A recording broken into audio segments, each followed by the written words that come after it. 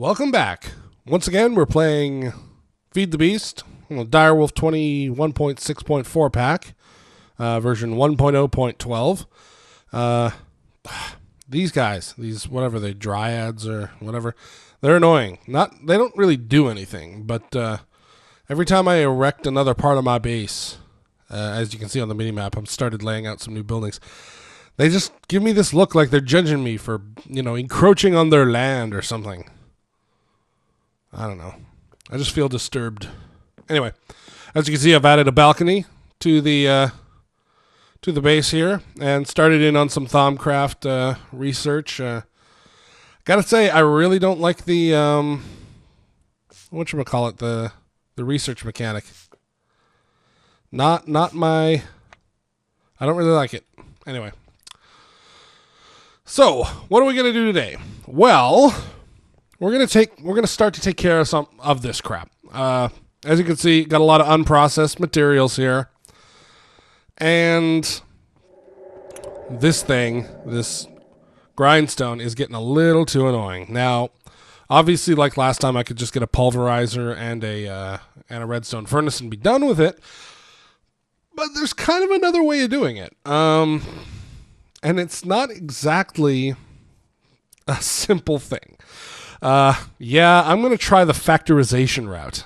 Now this is a real pain in the ass way of doing things. I don't expect it to be a fast process, but in the end, it does result in you getting about 4 times the ore rather than a 2 times or 3 times by using other methods. So the first thing we're gonna do is we're gonna actually just build the system, and we'll worry about automating it later. So what's all this stuff I've picked up here? Well, I've got a block of diamond, TNT, flint and steel, and an iron ingot. So what do we do with that? Well, first of all, we're going to take this block of diamond.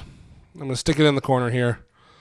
I'll put some TNT on it, and we're going to blow it up. And what do we get? I'm going to light this up here. I'll come back and clean up the wall here. But what do we get? We get diamond block shards. Now that's the new way of doing the diamond block shards. I'm not sure what the old way was. Honestly, I can't remember. But anyway, what do we do with that? Well, we're going to make a diamond cutting head. This is a piece that we'll need for our factorization ore processing. Just want to do that first piece over here just to, show the cool explosion. That's another benefit of being able to play on your own private playthroughs, that stuff like TNT works. So, you can do stuff like this. When we were playing on the server, just anytime someone needed diamond shards, you just trade a diamond block with one of the moderators and, just be done with it.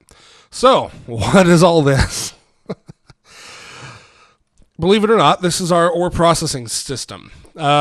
It's in crafting table form right now, but we're going to make something out of it. So first of all, how are we going to power this? Well, the traditional way of powering factorization is through solar energy. You build these silver, what are they called? Solar panels or whatever. And they reflect to a water boiler. They boil water, make steam, and the steam turns a turbine. Well, I want to do this underground. I don't want to impact the land by having a big, huge solar array up on the surface. So what am I going to do? I'm actually going to use Railcraft steam. It's actually not that hard to do. It's relatively cheap to do. I'm making charcoal already to fuel it. And, it's actually pretty straightforward. So, and they're all cross-compatible. It's just steam fluid, so whatever. Now I've got some materials I'll need here. I'm going to just take them out of the chest, and this is kind of the area where I'm going to put things. But first of all, what do we make? First of all, we're going to make the solid fueled boiler firebox. Now this is the bottom part of the structure. The fire charge, which is how do you create this thing? You create it with there you go. Gunpowder, blaze powder, and coal creates you some fire charge, some furnaces, and some bricks, and that gives you the base plate of the multi-block structure that we're going to create. What's the other piece we're going to need? The low-pressure boiler tank. Now, I've tested this on Creative, and it looks like a 2-boiler high by 2 by 2 seems to be able to keep up with the turbine. We can always make it a one taller as well. We can always expand it into the wall later. So the iron plate, you create that with the rolling machine, which I set up one underneath the tree farm hooked into the power system over there. And you just put in iron, and it creates iron plates. Very straightforward. So we're going to need 8 of those. And I've already got my materials out of that box. So let's bust this open here. The only other thing you need here is a water source, and luckily I have one prepared. I've got water there. So if I come on. Oh right, I'm not in bat form. I was trying to fly. You get a little too used to that form. So all right, so we're gonna take that out. I'm gonna take that out. And we're gonna take that out, and then that gives us our water source for the boiler, because obviously steam boiler, you need the steam to come from somewhere. So let's just use one of these extra utilities things. I actually don't even need the transfer pipe, because we're just gonna strap it right onto the bottom of this thing. So if I do the multi-block structure like that, we're going to add the boiler to the top. It'll snap to and start filling with water. So that's our basic structure. I'm going to throw some charcoal in it and get this thing starting to heat up. Now, when you start up a steam boiler with Railcraft, it does take a lot of charcoal at first, or whatever fuel you're burning it with, to get going, because it's heating up.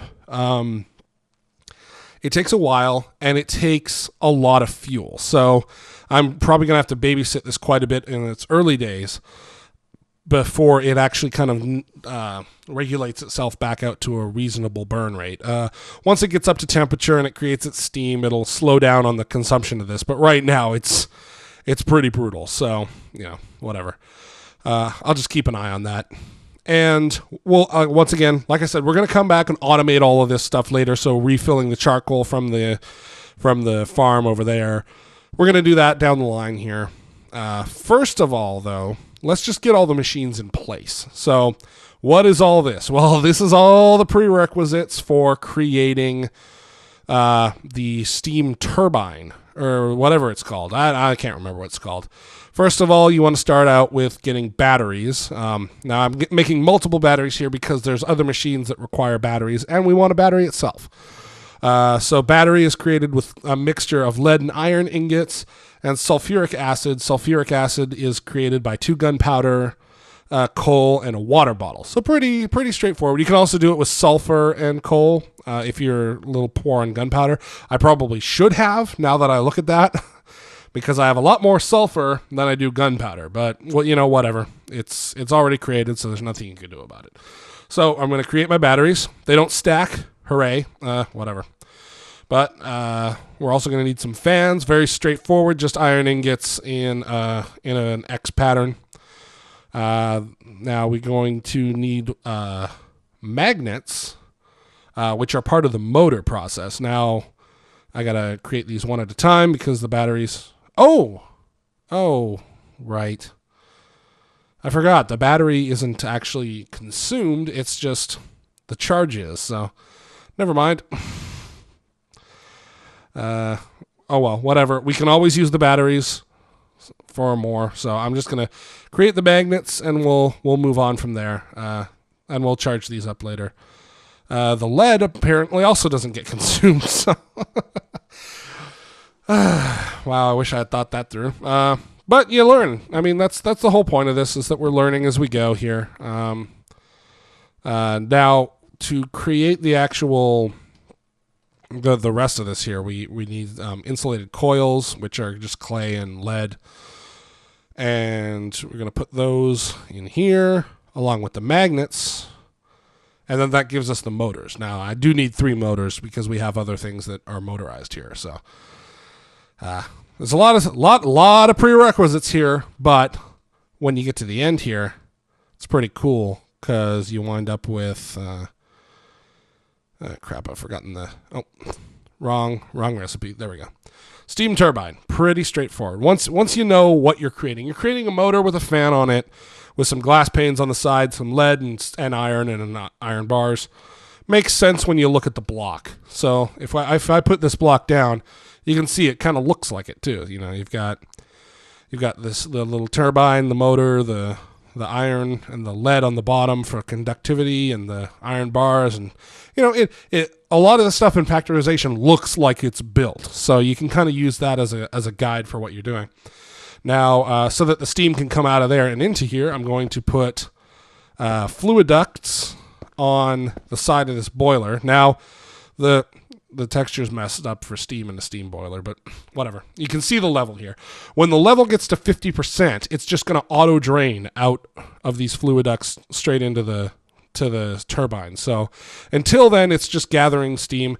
And the rule of thumb is, for those of you not in a metric using country, once it hits 100 degrees Celsius, you create steam, because the boiling point of water, go figure, is 100 C. So, you know, we're above 100 C, so it's creating steam. It'll create steam faster once it gets up to temperature, but right now it's chugging along here. And pretty soon we're going to see that thing turning. Now, while we wait for that, we are going to create the lacerator, which is what I created this diamond cutting head for. It requires this is slightly different from if you've ever used factorization before, because there was actually just a grinder that was a single block, but they've changed it up a little bit, so you have a socket block that the lacerator fits into. So we're going to create the lacerator. It's easy. It's a slab with 2 iron bars, very straightforward. And then we'll take that, or sorry, not that. Or we're going to take the motor, put it. Come on, there we go. Create the lacerator, and then we're ready to place everything here. So I'm just going to break that stuff, and is this up to, once this hits speed, see now there we go. You see the turbines turning now. So now we have power. This is great. I actually didn't want to place this here because what I wanted to do is I wanted to place a battery underneath it and then put the, oh, come on. Had a little bit of lag there. And then put the steam turbine on top. But, you know, same outcome. The turbine's turning, and it's charging the battery. And then we're going to move on. So, we're going to put this socket down. I'm going to move that out of the way here. And I'm going to use this lead wire. Now, the lead wire is easy to make. It's just, in a crafting grid, 3 lead across creates 8 lead wire. So very easy, although if you're low on lead to start out with, it can be pretty expensive, but you know, whatever. That's what you need to do to get this up and running. So I'm going to put a lacerator here, and look at that. That looks cool. And you'll notice that the lead wire has now connected to this block. The other cool thing is that all factorization blocks, when they're powered, they transfer power through them. So we can actually very efficiently put another block down of lead wire and power everything along the line with just one strip. So this is great. Now the next piece is a mixer. I can't remember how this goes together. Is it like this? Yes, it is. Okay, cool. So you put the motor, the fan head, a cauldron, and lead. The lead's for the power. The cauldron is the actual box. The motor and the fan is, you know, again, it's what it looks like, honestly. Let's get this out of the way. Probably should have my axe out, but whatever. If I put that down, you can see it looks like a mixer, you know. Go figure. And then we've got the mixer. So now I'm going to put out another one, and we're going to create a couple of slag furnaces. These are really easy and cheap. 2 furnaces with some cobble surrounding them. Slag furnaces, they don't differ too much from regular furnaces. They accept items at the top and output from the bottom. So that's kind of a unique way of doing things. They have 2 output slots instead of 1. They can be fueled that way or with heaters. Now, I don't actually have the heaters built yet, but we'll get there. To be honest, I kind of forgot about them. But what we're going to do is we're going to figure out a way to do that.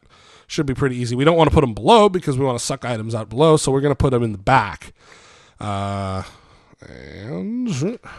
fill that in. So that lead wire will go around to there. There'll be 2 heaters, and then we'll come back out here and then go into the crystallizer. Crystallizer, once again, was really easy. Cauldron, string, and a stick. I mean, basically, it's like you're taking the chunks, hanging them from a stick that's suspended across the top of a cauldron. Very, very simple. And I think, if I'm not mistaken, I think this one also uses a heater. But that's okay. We'll figure it out. So, the heaters. Furnace heater. So that's insulated coil. So need more lead and clay and more lead. So I need 2 of these. So that's 6, 12. So I need 4 batches, or 3 batches, sorry. 3 batches, so I need 8, 24, and 26, 28. So I need 28 more lead. I do not have that right now.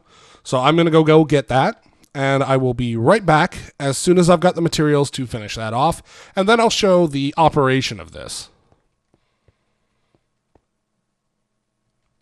All right, so I'm back, and I have I did a little bit of mining and got some more lead.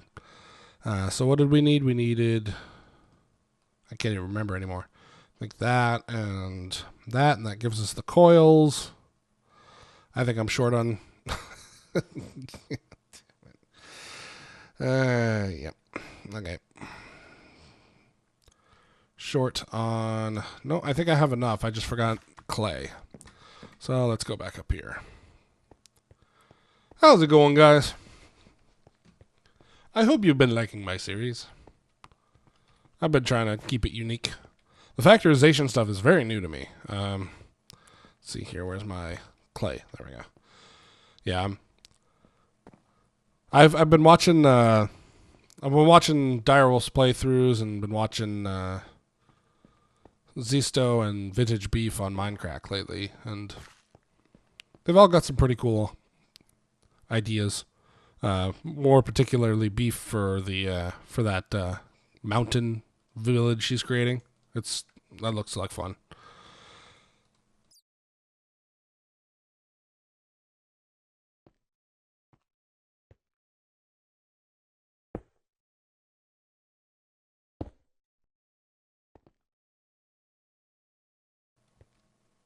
And that means these are powered. So, I forgot one more.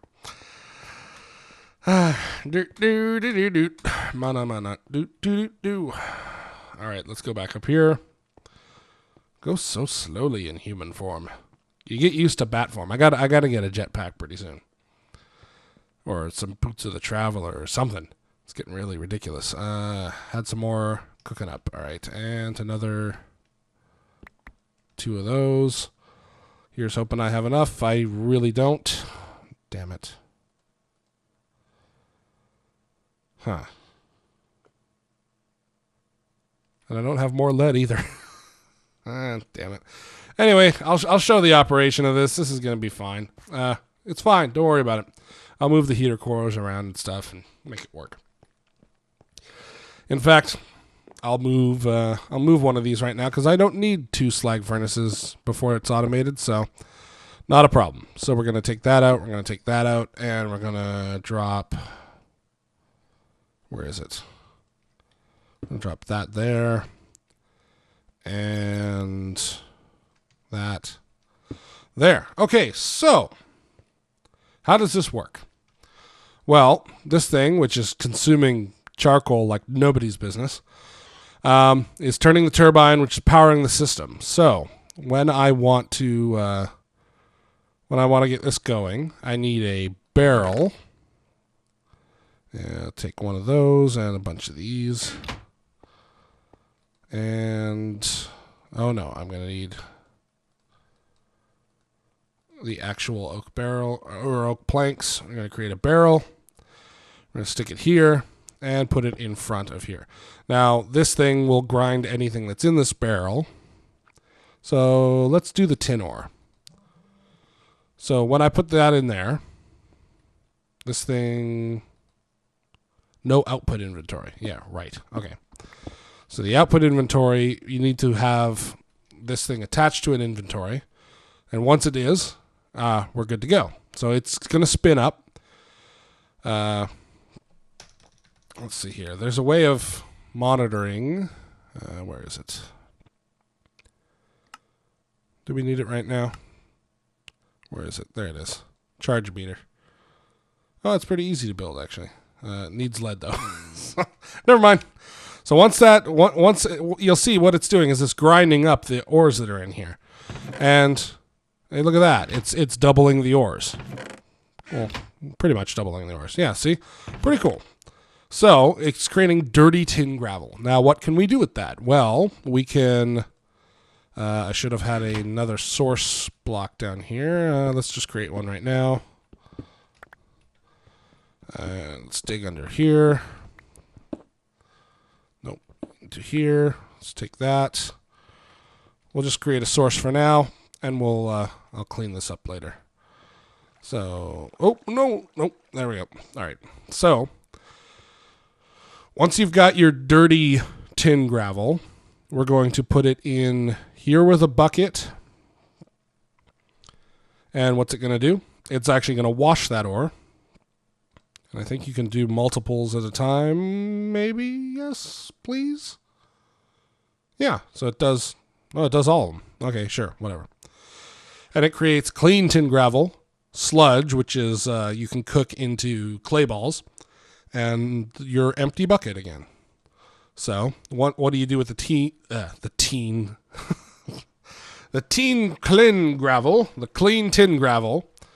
You can put it in the slag furnace. And the slag furnace will turn it into chunks. Yeah, this is a long process.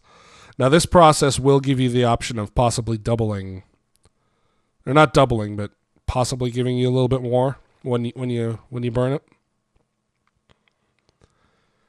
And we'll let that run.